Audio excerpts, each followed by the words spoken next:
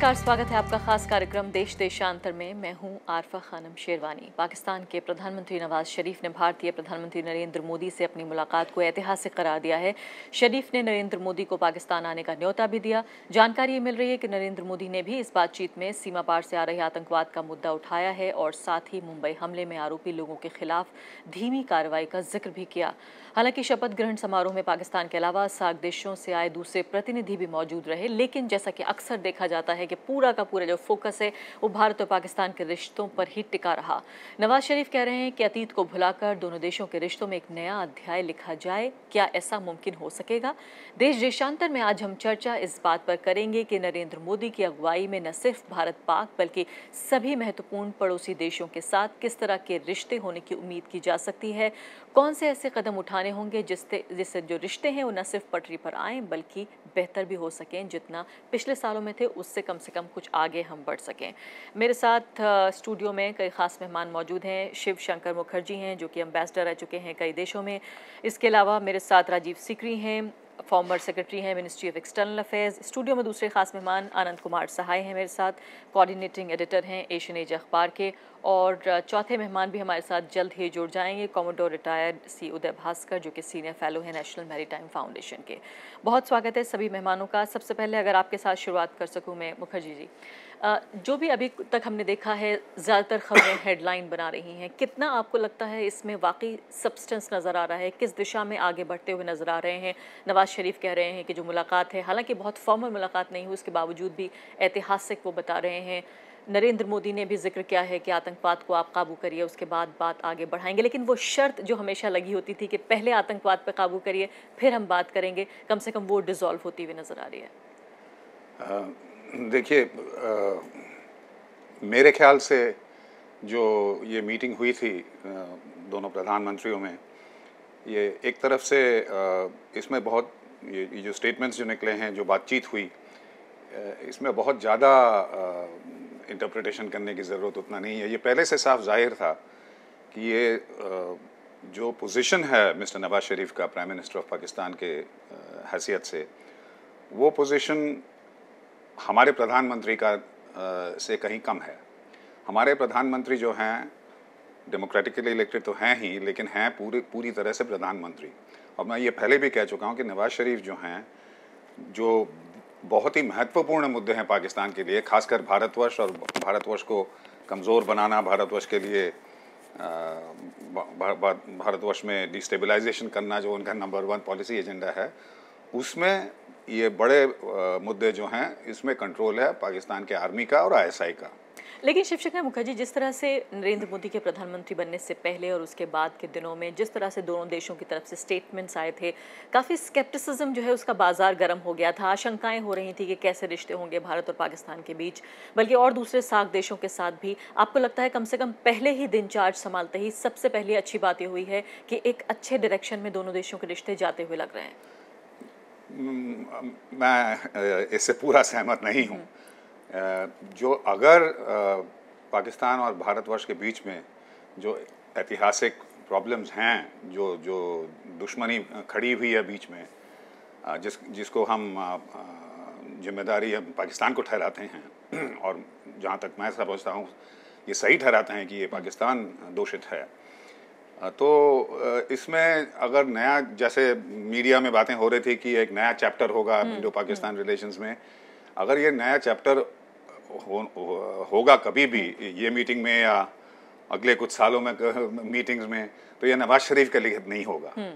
ये चैप्टर तभी पूरा होगा और दस्तखत किया जाएगा जब पाकिस्तान के जो रियल कंट्रोलर हैं, उनके आर्म्ड फोर्सेस और आईएसआई और उनके जो पार्टनर्स हैं, जो कि आतंकवाद ग्रुप्स हैं, लश्कर, जो उनके स्टेट एसेट्स हैं, जो सारी दुनिया जानती है, उसी तरह उस पे थोड़ा आशायान हो सकते हैं हम। लेकिन ये नवाज शरीफ जी आए और हमारे प्रधानमंत्री की इनविटेशन को मानकर आए, उसका भी वातावरण पहले से ही थोड़ा सा उस पर धब्बा लग गया था, क्योंकि एक ग्रेशियस इनविटेशन जो सार्क हेड्स ऑफ गवर्नमेंट को दिया, और ये मैं कहता हूँ कि इस इनविटेशन का जो बैकग्राउंड था, इस पे हमारे प्रधानमंत्री को जितना भी स्तुति किया जाए वो कम है, क्योंकि this was an excellent move to reassure neighbours, to reach out to neighbours, और ये भी नहीं कि सिर्फ नेबर्स, एक सार्क का फ्रेमवर्क के हिसाब से जब इनवाइट किया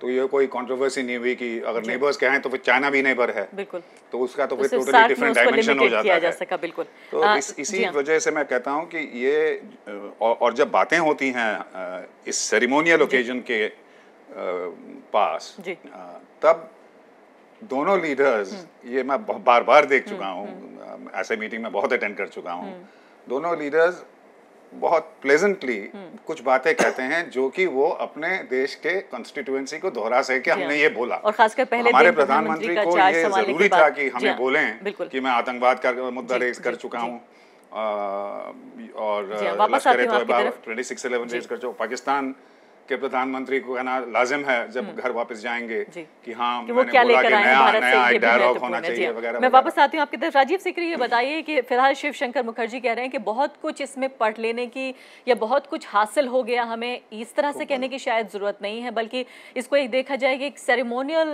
तरह की चीज़ है कि एक बार उन्होंने बुलाया, भारत के प्रधानमंत्री ने शपथ ग्रहण समारोह में आए, पाकिस्तान के प्रधानमंत्री, दोनों के बीच अच्छी अच्छी बातें हुई, लेकिन जब असली मुद्दों पर बात होगी, जब मुद्दे सुलझाने की दिशा में आगे कदम उठाएंगे, तब जाके असली मुद्दे आएंगे और तब पता चलेगा कि किस तरह से दोनों देशों के जो नेता हैं वो एक प्लेटफॉर्म पे हैं या नहीं। देखिए, इसमें दो तीन बातें हैं। पहली बात तो हमारे प्रधानमंत्री ने पहल की उनको बुलाने की, वो बड़ा अच्छा इनिशिएटिव था। फिर नवाज शरीफ ने साहस किया और आए यहाँ, वो भी उन्होंने बहुत आगे कदम उठाया। और तीसरी बात कि जब मुलाकात हुई इतनी औपचारिक नहीं थी, पर हेलो जी जी, मैं आपकी बात सुन रही हूँ। हेलो लाइन जी हाँ, तो उनसे बातचीत करने की कोशिश करेंगे। लगता है कि जो संपर्क है वो उनसे कट गया है। कॉमोडोर उदय भास्कर भी इस वक्त हमारे साथ मौजूद हैं। कॉमोडोर उदय भास्कर, ये बताइए कि क्या वाकई जब रियल इश्यूज, असली मुद्दों की बात आएगी तब असली परीक्षा होगी, लेकिन इसके बावजूद भी जो एक गर्मजोशी बनी है, जो एक ऐतिहासिक लम्हा करार दिया नवाज शरीफ साहब ने, जो माना जाता है कि पाकिस्तान और भारत के रिश्तों में कुछ लोग हनीमून शब्द का इस्तेमाल करते हैं, वो तो कम से कम शुरू हो चुका है।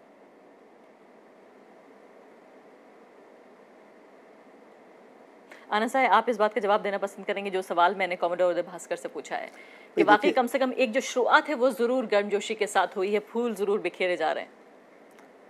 देखिए, मेरा अपना मानना, जो मीडिया में बड़ी जल्दी ढोल पीटना शुरू करते हैं या किसी को मुर्दाबाद करना शुरू करते हैं, हाइपर वेंटिलेशन जिसे हम कहते हैं, जितनी जल्दी जिंदाबाद उतनी जल्दी मुर्दाबाद। इस हाइपर वेंटिलेशन से हमको थोड़ा बचना चाहिए। हमें लगता है कि मीडिया ने तो बेड़ा गर्क ही करा हुआ था। फॉरेन सेक्रेटरी सुजाता सिंह ने आज थोड़ी सी रेस्क्यू एक्ट किया। आज जो हुआ, जो मीटिंग्स हमारी हुई प्रधानमंत्री जी की पहले दिन, जो कि अच्छी सराहनीय बात है, उसमें उन्होंने एक सार्क का डायमेंशन देने की कोशिश की। उनकी ब्रीफिंग का पूरा लबलबाब वही था, जबकि कल से लेके अभी तक नवाज शरीफ साहब तशरीफ़ भी नहीं लाए थे इंडिया। उसके पहले से शुरू हो गया था कि इंडिया पाक और ये जो सारी मीटिंग्स जो कर रहे हैं मोदी साहब, ये सार्क की आड़ में इंडिया पाक डायलॉग एक बड़ी इनिशिएटिव, एक बड़ी ब्रेक थ्रू। ये जब इनिशिएटिव और ब्रेक थ्रू जैसे शब्द मैं सुनता हूँ तो मेरा दिल कांपता है। बिल्कुल। और वो भी कामकाज संभालने के पहले दिन। These are very serious expressions. हम ऐसे मुकाम पे हैं इंडिया पाक रिलेशंस में, इतनी कॉम्प्लेक्स रिलेशनशिप है। वहाँ की जो हुकूमत है, जो सिविलियन हुकूमत ही सही, लेकिन वो बात करते हैं ऑफिशियली मैंडेट जो आपका है, मोदी साहब का तो पूरा मैंडेट है, कह रहे हम भी पूरे मैंडेट लेके आए हैं, लेकिन असलियत ऐसा नहीं है। वो वोट तो लेके आए हैं बेचारे वो, लेकिन वहाँ फ़ौज है, तरह तरह के इदारे हैं, फार राइट वो हैं, जैसे हाफिज़ सईद साहब का जो ऑर्गेनाइजेशन, इस तरह के कई लोग हैं जो बड़ा महत्व रखते हैं, बहुत प्रेशर डालते हैं वो। He is not as free as any Indian elected prime minister, even a prime minister who has coalition compulsions। लेकिन आनंद सहाय, तो ये दुविधा तो फिर बनी ही रहेगी। ऐसा तो फिर हम उम्मीद कैसे करें कि कोई ऐसा प्रधानमंत्री होगा जो बहुत ताकतवर होगा। मैं कुछ और कहना चाह रहा हूँ। मैं ये समझता हूँ कि सिर्फ हम इसको आज जो हुआ उसको हम सिर्फ इंडिया पाकिस्तान के नज़रिए से ना देखें, पूरे सार्क के नज़रिए से देखेंगे, तो मुझे एक दो बातें कहनी है, अगर आप इजाज़त दें तो। वो या फिर ऐसे करते हैं, सार्क पर आते हैं, पहले इंडो पाक का जरा चैप्टर बंद करते हैं और फिर सार्क देशों पे आएंगे। राजीव सिकरी से इस बीच एक बार राजीव सिकरी की बात मैं पूरी कर लेती हूँ। राजीव सिकरी, आप कह रहे थे कि 2-3 बातें आप इसमें कहना चाहते हैं कि आप ये मानते हैं कि वाकई शुरुआत तो जरूर अच्छी हुई है, लेकिन परीक्षा जब होगी, जब असली मुद्दे टेबल पर आएंगे। मैं ये कह रहा था कि पहले तो उनको निमंत्रण गया, दूसरा उन्होंने स्वीकार किया, हालांकि काफी बाधाएं थी, और तीसरी बात कि जब बातचीत हुई तो उसके बाद कोई ऐसी जी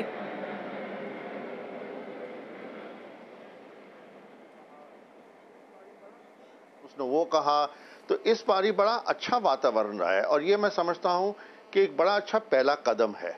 इससे ज्यादा नहीं, इसमें ज्यादा नहीं देखना चाहिए, पर माहौल अच्छा है, निजी संपर्क हो गया है, तो आहिस्ता आहिस्ता आगे मामला बढ़ेगा। अब ये उम्मीद करना कि एकदम कोई जादू की छड़ी आ गई है और सब कुछ तय हो जाएगा, ये गलत है। पर मैं समझता हूं कि छोटी छोटी जो से कदम लेते हैं उनको हमें स्वीकार करना चाहिए, उनको प्रोत्साहन देना चाहिए, ना कि हम नुक्ताचीनी करें, ये नहीं हुआ, वो नहीं हुआ, फलाना नहीं हुआ। भाई वो तो सबको पता है कि मुश्किलें हैं, पर मैं समझता हूं कि नवाज शरीफ के यहां आने से थोड़ा उनकी पोजीशन पाकिस्तान में थोड़ी मजबूत हुई है। आप वापस जाके देखेंगे क्या होता है, पर उन्होंने रिस्क तो लिया है। हम ये ना भूलें कि पिछली बार जब वो प्रधानमंत्री थे तो वो निकाले गए थे, क्योंकि उन्होंने हिंदुस्तान के साथ बातचीत की थी और फिर कारगिल हुआ था जी। तो इसलिए पहले वो लाहौर यात्रा हुई, फिर कारगिल हुआ, फिर तो इसलिए हम ये ना भूलें कि उन्होंने थोड़ा सा रिस्क लिया है, पर वो समझते हैं कि ये रिस्क लेना जरूरी है। और बाकी वहां की राजनीतिक शक्तियां जौन सी हैं, पार्टियां हैं, और जनता ने स्वीकार किया। हाँ, कट्टरपंथी जौन से हैं और फौज के लोग हैं, शायद उनको अच्छी ना लगे, पर अब वापस जाके देखना होगा कि अगर उन्हें उनको ये समर्थन मिलता है, अगर अप्रूवल मिलता है, तो बहुत अच्छी बात है। जी हाँ, आगे बढ़ेंगे। जी हाँ, उदय भास्कर, राजीव सिकरी ये कह रहे हैं कि यहाँ से जब नवाज शरीफ लौटेंगे तो अपनी स्थिति मजबूत करके वहां पर जाएंगे। स्टूडियो में दोनों मेहमान एक राय नजर आ रहे हैं, कह रहे हैं कि नवाज शरीफ दरअसल पूरे प्रधानमंत्री नहीं है, यानी कि कहा जाए कि वो कंट्रोल में ऐसे नहीं है कि वो फैसले ले सकें, उनका मैंडेट वो नहीं है जो भारतीय प्रधानमंत्री का है। तो ऐसी स्थिति में जहां एक मजबूत प्रधानमंत्री खासकर ऐसे मैंडेट के साथ, जिस मैंडेट के साथ नरेंद्र मोदी यहाँ पर बैठे हुए हैं केंद्र में सत्ता में, और नवाज शरीफ को अगर कंपेयर किया जाए, तो अगर दोनों का वजन बराबर नहीं है तो बातचीत कैसे आगे बढ़ेगी? साहब देखिए, जहाँ तक भारत और पाकिस्तान के बीच में जब हम बातचीत की बात करते हैं, शायद ये राजनीतिक या किसी और पहलू की संतुलन की ज़रूरत मैं समझता हूँ कभी नहीं होगा। यानी कि आप इस वक्त जो राजनीतिक ढांचा है भारत के अंदर या पाकिस्तान के अंदर, उसके अंदर भी किसी प्रकार का संतुलन नहीं है। अभी काफ़ी उथल के बाद फौज के दबाव से पाकिस्तान बाहर आया है और पिछले साल ही नवाज शरीफ साहब जो हैं वहाँ के प्रधानमंत्री बने हैं जी। तो इसलिए मैं नहीं समझता हूँ कि ये जो पॉलिटिकल मैंडेट की हम बात करते हैं, इसमें बराबरी नहीं हो सकता है, क्योंकि बुनियादी तौर से भारत और पाकिस्तान के राजनीतिक लक्षण अलग हैं। पाकिस्तान के अंदर आप संवाद देखिए, बार बार लोग कहते हैं कि नवाज शरीफ साहब जो हैं वो केवल पंजाब के एक प्रकार के चिन्ह हैं, कि सिंध के अंदर हो या बलूच या पख्तूनख्वा, वहां पे उनकी उतनी पकड़ नहीं है। पर यह अंदरूनी बात है पाकिस्तान का, उसके ऊपर मैं कोई टिप्पणी नहीं देना चाहता हूं। पर मैं एक और बात जोड़ना चाहता हूं कि जहां तक ये जो बैठक हुआ है या बातचीत हुआ है नवाज शरीफ साहब और मोदी साहब के बीच में, शायद हमको दोबारा ये अपने आप को याद दिलाना चाहिए कि ये शिखर समिट नहीं था, यानी कि ये जो बैठक या द्विपक्षीय नहीं था। हाँ। इसको सार्क के दायरे में देखना चाहिए, और उसमें शायद जिस प्रकार से मुद्दों को हर एक नेता ने या उठाया है या आज हमारे विदेश सचिव ने इसका हल्का सा जिक्र किया था जी। उदाहरण के लिए, जब अफगानिस्तान के साथ मोदी साहब की बातचीत हुई थी, उन्होंने हेरात और वहां पे जो इंडियन कॉन्सुलेट के ऊपर जो हमला हुआ था, उसमें उन्होंने दहशतगर्दी का पहलू उठाया है। तो मैं ये कहूँगा विश्लेषक के दृष्टिकोण से कि नवाज शरीफ साहब के सामने एक बहुत बड़ा चुनौती है, क्योंकि भारत के अलावा अफगानिस्तान के तरफ से भी इसी प्रकार का आरोप आ रहा है कि जो भी दहशतगर्दी हमारे क्षेत्र में जो फैल रहा है उसका जड़ जो है पाकिस्तान में है। जी हाँ, लेकिन सिक्योरिटी जो सुरक्षा के मुद्दे हैं, इसके अलावा ऐसा भी माना जा रहा है उदय भास्कर जी कि नरेंद्र मोदी के सत्ता में होने की वजह से कहीं ना कहीं जो जोर है वो आर्थिक मुद्दों पर ज्यादा होगा। जो आर्थिक दोनों देशों के बीच रिश्ते हैं या किसी भी देश के साथ रिश्ते हैं उस पर ज्यादा जोर देखने को मिलेगा। ये भी विशेषज्ञों की राय है। आनंद साहब बार बार जोर दे रहे हैं कि हमें दायरा बढ़ाना चाहिए और इंडो पाक से बाहर आकर पूरे सार्क देशों पर बात करनी चाहिए। अगर मैनिफेस्टो देखें भारतीय जनता पार्टी का, जो उन्होंने वादा किया कि किस तरह से फॉरेन पॉलिसी को आगे बढ़ाएंगे, तो उसमें अगर मैं पढ़ रही हूँ यहाँ पर उन्होंने लिखा है कि fundamentally reboot and reorient the foreign policy goals, content and process, यानी पूरे तरीके से वो एक नया बदलाव लाना चाहते हैं फॉरेन पॉलिसी में। हालांकि भारत में ज़्यादातर हमने देखा है कि कंटिन्यूटी रहती है, निरंतरता रहती है एक फॉरेन पॉलिसी में। किस तरह का रिबूट करने की बात कर रहे हैं? किसी भी देश की विदेश नीति में निरंतरता तो मैं नहीं, वो स्ट्रॉन्ग वर्ड हो जाएगा, लेकिन एक कंटिन्यूटी चलती है, उसको पूरी तरह से उलट पुलट कर देना जो है वो इतना आसान भी नहीं होता, शायद करने की आवश्यकता भी नहीं होती। दोनों ही बातें हैं। जहाँ तक ये पाकिस्तान की बात, अगर उसको मैं मुकम्मल करूँ तो अपनी बात को, तो उसमें ये कि देखिए फाइनली जो क्या निकला उसमें कि foreign secretaries of the two countries they shall engage each other. हमारी फॉरेन सेक्रेटरी सुजाता सिंह ने अपनी ब्रीफिंग में ये नहीं कहा कि शॉर्टली, लेकिन पीएम साहब पाकिस्तान के उन्होंने फरमाया कि एट एन अर्ली डेट या शॉर्टली। लेकिन दावतनामा कबूल हो चुका है, ये बात कंफर्म हो गई। दावत दोनों इनमें तय है। हाँ। कोई दावत एक दूसरे को नहीं दे रहे हैं। हाँ। अब वो दोनों फॉरेन सेक्रेटरीज जो हैं वो डिसाइड करेंगे कि आपस। लेकिन नरेंद्र मोदी ने दावतनामा कबूल किया है पाकिस्तान आने का, क्या वो तो हर एक देश के साथ कर चुके हैं। That is with every country. ये नहीं कि पाकिस्तान को कोई स्पेशल भेंट प्रेजेंट दे रहे हैं, वो ऐसा नहीं है। ये सिर्फ एग्रीमेंट की foreign secretaries shall decide in what direction it will go. Sujata Singh ji ने ये भी फरमाया कि हम चाहते हैं बड़े अच्छे रिश्ते कायम हो हमारे, लेकिन टेररिज्म का मुद्दा जो है जब तक वो नहीं होता तब तक वो एक बीच में एक प्रॉब्लम रहेगी। ये उन्होंने साफ साफ बतलाया। और नवाज शरीफ साहब ने भी कहा कि acquisitions and counter acquisitions will be counter productive. ये उन्होंने वर्ड्स यूज किए। हाँ हाँ, ये उन्होंने, these are the exact words. तो इसका मतलब कि भाई हम आपको क्या एक्विजिशन हमारी तरफ से क्या है कि आपने 26/11 हमारे ऊपर करवा दिया, फिर आपने ये करवा दिया, उसको आप ये देखते क्यों नहीं है, दाऊद साहब वहाँ क्यों छुपे बैठे हैं, आप उनको पनाह दे रहे हैं, ये इस तरह की बातें। उसको कहते हैं हम आपको काउंटर एक्विजिशन कर, यानी कि I don't see this going very smoothly very far on A given track. वो ऐसा ट्रैक जिसपे कि पॉलिटिकल लेवल, हाईएस्ट लेवल के लोगों को अभी दखल देने की ज़रूरत हो। इसलिए ये बेहतर है कि civil servant level, diplomatic level, foreign secretary level वगैरह पर बात चलाइए आप। बीच में होम सेक्रेटरी को चाहे तो भेज सकते हैं। आप ही कह रहे हैं कि पूरे फैनफेयर के बीच बात ये निकली कि दोनों देशों के जो विदेश सचिव हैं बैठेंगे और बातचीत करेंगे। सरप्राइज कि 2:30 बजे उनकी ब्रीफिंग होनी थी प्रेसिडेंट प्राइम मिनिस्टर पाकिस्तान की, और 2.5 घंटे लग गए। अब उसकी क्या रीजन से हमें पता नहीं। मैं तो ये अंदाज लगा रहा हूँ कि वो अपने होटल के कमरे से कहीं से ही is getting the draft clear. जी जी बिल्कुल। इस समय मेरे पास थोड़ा सा कम है। शिवशंकर मुखर्जी ये बताइए कि नवाज शरीफ साहब ने ये भी कहा कि वो जो थ्रेड्स हैं, यानी कि जो चीज़ें वहाँ पर भूली गई हैं, लाहौर की खासकर बात करें, लाहौर डिक्लेरेशन की 1999 में, वहाँ से जो है उसको उठाना पड़ेगा और बीच का तमाम दौर भूल जाना पड़ेगा। क्या कहना चाहते हैं नवाज शरीफ इस बात से? मेरे ख्याल से तो वो ये कहना चाहते हैं कि भारतवर्ष जो मुद्दे उठाता है उनको भारतवर्ष भूल जाए। बम्बई पे अटैक भूल जाए, 1993 में जो बम्बई में आतंकवाद हुआ और इतने लोग मारे गए वो भूल जाएं, हमारे पाकिस्तान का नॉन स्टॉप इन्फिल्ट्रेशन, और आजकल जब बर्फ़ पिघल रहा है उस कश्मीर में, तो इन्फिल्ट्रेशन और भी आकांक्षा है कि और भी बढ़ेगा, ये हम भूल जाएं। क्योंकि जैसे उन्होंने कहा ये एक्यूजेशंस और काउंटर एक्यूजेशंस काउंटर प्रोडक्टिव हैं। तो इस ट्रैप में हमें बिल्कुल नहीं पड़ना चाहिए। हमें चाहिए कि बार बार हम ये मुद्दे रेज करें कि जो हमारे नेशनल सिक्योरिटी का, जैसे शिवशंकर मुखर्जी आखिरी 2-3 मेरे पास मिनट बचे हैं, मैं श्रीलंका का मुद्दा भी उठाना चाहती हूँ कि श्रीलंका के मुद्दे पर खासकर पूरे 10 साल यूपीए सरकार जिस एक धर्म संकट में रही, जिसको कोalition धर्म का नाम दिया गया कि हमारी तरफ से तमिलनाडु से हमारे पर दबाव आता है, और ये पूरी पॉलिसी जो है तमिल सेंटिमेंट को केंद्र में रखकर बनाई जाती है श्रीलंका को। नरेंद्र मोदी के लिए कहीं ना कहीं कोalition धर्म जैसी तो कोई बात नहीं है, कोalition की कोई मजबूरी नहीं है, तो क्या वाकई ऐसा हो सकता है कि तमिल सेंटिमेंट केंद्र में ना रहे, सिर्फ एक कंसीडरेशन रहे और खुले दिल दिमाग के साथ दोनों देश आगे बढ़ें, श्रीलंका और भारत? ऐसा सिर्फ ऐसा होना ही चाहिए। ये सही है। हम ये नहीं कहते कि तमिलनाडु हमारा जो एक स्टेट है, जो इम्पोर्टेंट स्टेट है, उसकी जो फीलिंग्स हैं हम उसका कदर नहीं करें, ज़रूर करना चाहिए। लेकिन यहाँ हमारे प्रधानमंत्री को डिप्लोमेसी एड्रेस करना पड़ेगा तमिलनाडु से, ना कि श्रीलंका से। श्रीलंका ने जो किया, एक आतंकवाद ग्रुप LTTE को ख़त्म करने के लिए किया, ये हमें मानना पड़ेगा। उसमें कोलेट्रल डैमेज हुए, सिविलियंस मारे गए, लेकिन ये भी सही है कि LTTE एक टेररिस्ट ग्रुप था।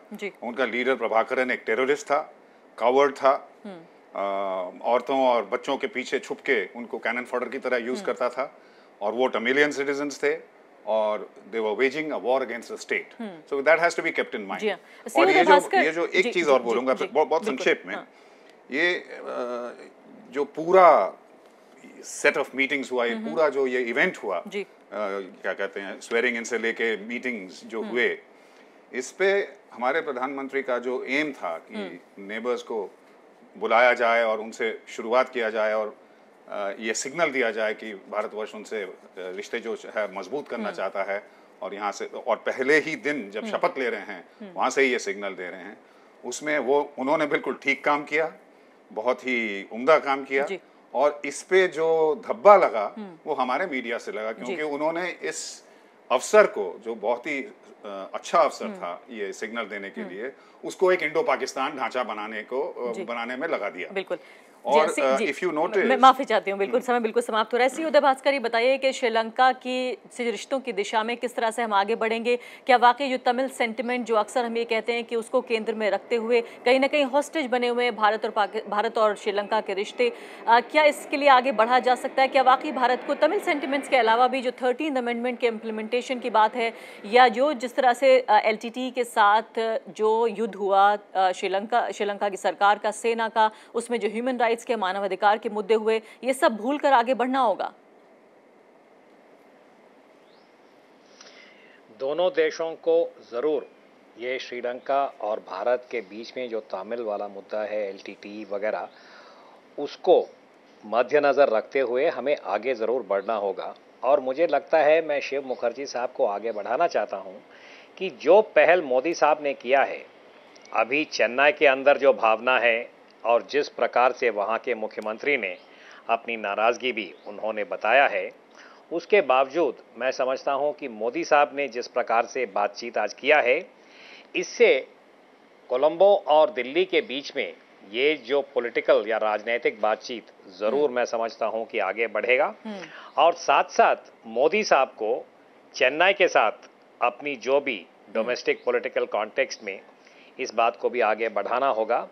मैं समझता हूं कि अगर हम UPA सरकार के साथ तुलना अगर करेंगे कि शायद इस वक्त मोदी साहब के हाथ और मजबूत हैं, और वो श्रीलंका के साथ जो भी करेंगे वो काफ़ी एस्ट्यूट पॉलिटिशियन है, वो तमिलनाडु के सेंटिमेंट जो है वो मद्देनजर रखते हुए बातचीत को जरूर आगे बढ़ाएंगे। आखिरी सवाल राजीव सीकरी आपसे ये बताइए कि क्या वाकई इसी तरह का जो क्षेत्रीय कंसीडरेशन है, जो रीजनल कंसीडरेशन पश्चिम बंगाल की सरकार को लेकर था पिछले UPA सरकार में, क्या बांग्लादेश को लेकर अब वो रीजनल कंसीडरेशन को भी एक किनारे रख सकेगी भारतीय सरकार और आगे बढ़ सकेगी जैसा करना चाहती है दोनों देशों के बीच रिश्तों के बारे में? मेरे को आश्चर्य आता है कि सब लोग कह रहे हैं कि मोदी साहब ने बहुत अच्छा कदम उठाया, और सब जहाँ से कमेंट आ रहे हैं वो नेगेटिविटी के ऊपर हैं।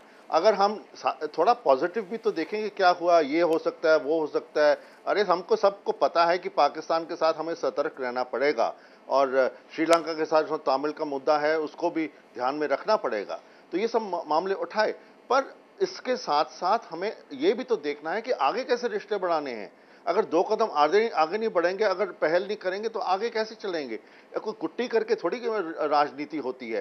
ये गलती UPA की थी कि उन्होंने कुट्टी कर दी। कभी तो कहा कि हाँ जी हम आपको गले लगा लेंगे, फिर अगले दिन कहा कुट्टी कर दी। ऐसे थोड़ी राजनीति हो। तो इस तरह एक आहिस्ता आहिस्ता एक कदम लेके हम आगे बढ़ रहे हैं। मैं समझता हूँ कि हमें इसको ऑप्टिमिस्टिक तरह से देखना चाहिए।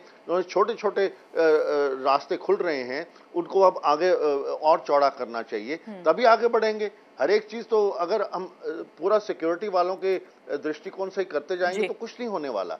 हालांकि मोदी साहब ने बिल्कुल ठीक ये कहा कि आतंकवाद को खत्म करना चाहिए, 26/11, ये सब मुद्दे उन्होंने बिल्कुल साफ तरीके से कहे। और मैं समझता हूं कि हमारे पड़ोसी मुल्क हैं, खासकर पाकिस्तान, उनको समझ आ गई है कि अगली बारी कोई हरकत होगी तो उसका जवाब भी मिलेगा। जी बहुत बहुत शुक्रिया अजीत सिकरी जी, बिल्कुल समय समाप्त हो चुका है, माफी चाहती हूँ। बहुत बहुत शुक्रिया आपका शिवशंकर मुखर्जी, आनंद सहाय और साथ ही कॉमोडोर उदय भास्कर भी हमारे साथ मौजूद है। तो साफ तौर पर जिस तरह से इस पैनल में भी ये राय उभर कर सामने आ रही है कि दोनों देश और उनके नेता अपनी अपनी कॉन्स्टिट्यूएंसीज को एड्रेस कर रहे हैं, और फिलहाल जब असली और गंभीर मुद्दों की बात आएगी तब असली परीक्षा जरूर होगी, लेकिन फिलहाल के लिए इतना कहा जा सकता है कि अच्छी शुरुआत भर जरूर हो चुकी है। इसी के साथ इतना ही, नमस्कार।